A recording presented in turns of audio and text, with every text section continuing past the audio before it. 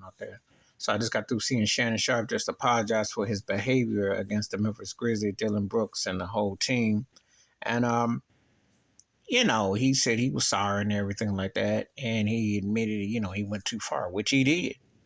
It's one thing to be a fan and root and whatnot. Let me tell it like this: if Shannon Sharpe wasn't Shannon Sharpe, they would have thrown his behind out for where he went at Dylan Brooks and that whole demeanor to bring Ja Morant and Steven Adams. Let's be realistic. Memphis is one of the new faces of the NBA. Ja Morant is one of the faces of today's NBA.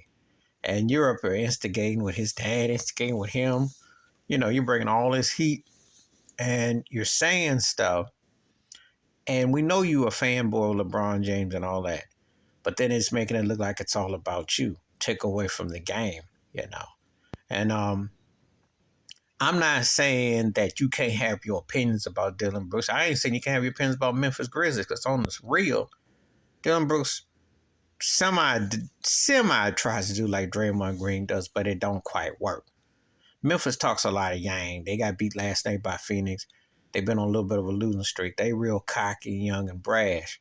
And they come up with a lot of arrogance. When Ja Morant said that they only had to worry about the Boston Celtics and downplayed the West. Well, now they done lost handily. They got beat, spanked by Golden State and blew a game against the Lakers. They should have won. They lost last night to Phoenix, who's been depleting. Chris Paul just came back without DeAndre Ayton and no Devin Booker. So they're kind of reeling a little bit, and they trailed the Denver Nuggets by a game and a half. So it's not exactly like you running things yet.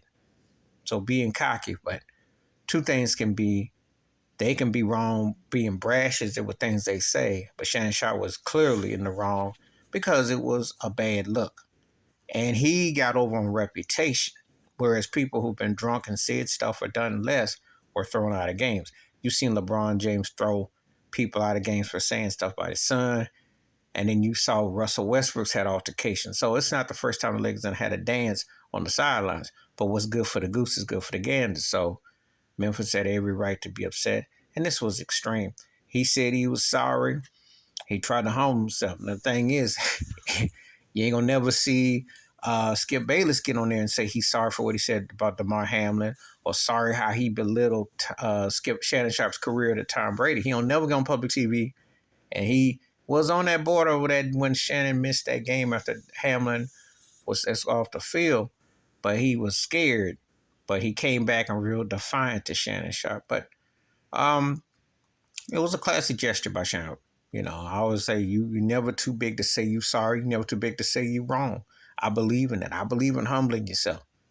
We ain't nobody special that you can't ever say you wrong, especially when you clear as day.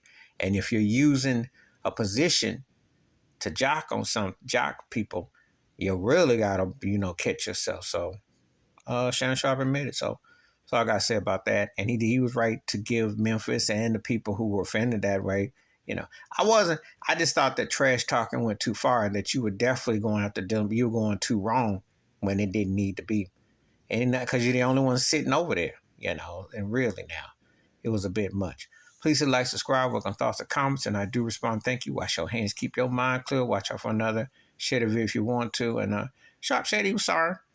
Just hope that don't ever happen again. And, keep respect up, And yeah, you can talk trash within context.